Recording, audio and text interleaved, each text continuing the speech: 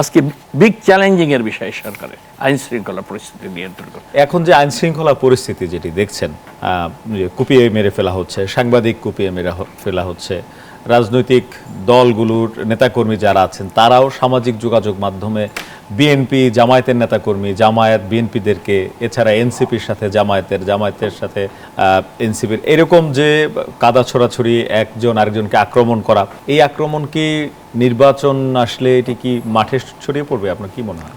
আমার মনে হয় ধরেন এটা কি নিয়ন্ত্রণ করা যাবে কিনা? অবশ্যই সেটা রাজনৈতিক দল হিসেবে তো প্রত্যেকটি রাজনৈতিক দলের হিসেবে তাদের দায়িত্ব রয়েছে। বড় রাজনৈতিক দল হিসেবে বিএনপির নেতৃবৃন্দেরও রয়েছে, অন্যান্য জামাত এনসিপিরও রয়েছে, তারা পলিটিক্যাল স্টেক হোল্ডার। আইন শৃঙ্খলা বাহিনীর যে এখনকার অবস্থা বা তাদের মাঠে তাদের যে তৎপরতা, এই তৎপরতায় কি শুধু আস্থা আসে যে নির্বাচনটা সুন্দরভাবে করা যাবে? অবশ্যই সরকার কঠোর হলে জন আকাঙ্ক্ষা প্রত্যাশা পূরণে অবশ্যই সরকারকে কঠোর হতে দেখেছেন না, সেটা সরকার আজকে আমাদের পুলিশ বিভাগ আইন শৃঙ্খলা জানমালের নিরাপত্তা তো নিশ্চিত করবে, সবচেয়ে প্রধান দায়িত্ব আমাদের পুলিশ বিভাগের।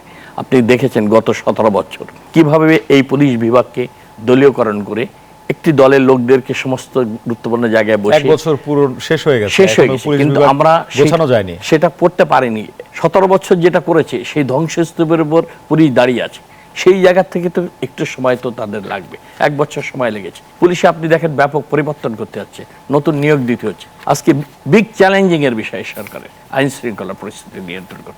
পুলিশের একার পক্ষে এটা সম্ভব হবে না, পুলিশ তো চেষ্টা করছে, কিন্তু সমস্ত রাজনৈতিক দলগুলোকে রাজনৈতিক স্থিতিশীলতা আমাদেরকে বজায় রাখতে হবে। আমরা ধরেন জামাত, এনসিপি, আজকে যে আমাদের মাননীয় প্রধান উপদেষ্টা সবাইকে নিয়ে যে ঘোষণাপত্র দিয়েছেন জুলাই অভ্যুত্থানে 1 বছর পূর্তি উপলক্ষে, আজকে যে 28টি পয়েন্ট তিনি জাতির সামনে তুলে ধরেছেন, সেটিতে তারা হতাশা ব্যক্ত করেছে। হতাশা ব্যক্ত করেছে জুলাই সনদের জন্য। না, জুলাই ঘোষণাপত্র নিয়েও তারা হতাশা ব্যক্ত করেছে। ঘোষণাপত্রতে তো সমস্ত মানুষ উজ্জীবিত হয়েছে, আলোড়িত হয়েছে, আন্দোলিত হয়েছে, মানুষের আশা আকাঙ্ক্ষা প্রতিফলিত হয়েছে। সেটা আপনি বলছেন একজন বিএনপি নেতা হিসেবে, কিন্তু এনসিপি এবং জামায়াত জুলাই ঘোষণাপত্র নিয়ে হতাশা প্রকাশ করেছে এবং বলেছে জুলাই ঘোষণাপত্র বিএনপি প্রভাবিত।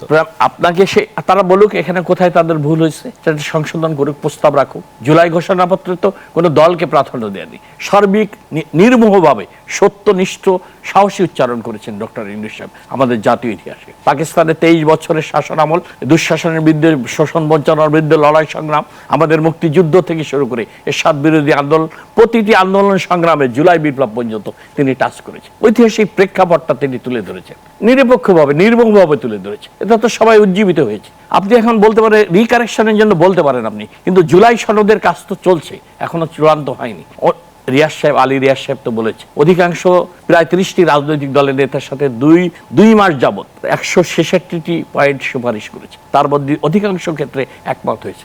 কিছু কিছু বিষয় দ্বিমত হয়েছে। সব রাজনৈতিক দল তো একটা বিষয়ে একমত হতে পারবে না, দ্বিমত হতে পারে, সেটা পরবর্তী পার্লামেন্ট আলোচনা করে নির্বাচনী পার্লামেন্ট সেটা নির্ধারণ করবে।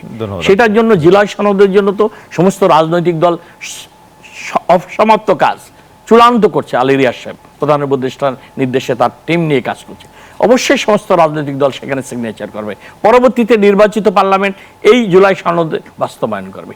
শহীদদের সার্বিক বিষয়, এটা তো দোষের কিছু নাই।